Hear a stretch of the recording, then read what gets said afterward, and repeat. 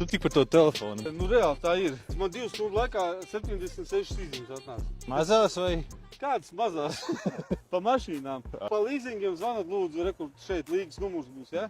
Līga atbildēs pa līzingiem uz visiem jautājumiem. Visbiežāk uzdotie jautājumi man ir tādi. Vai jūs iepērkat mašīnas? Mēs iepērkam automašīnas. Otrais jautājums. Vai mana mašīna var būt kā daļa iemaksas? Jūsu mašīna var būt kā daļa iemaksas. Mašīnai nav vecuma ierobežojumi, ja mašīna iet kā pirmā iemaksa.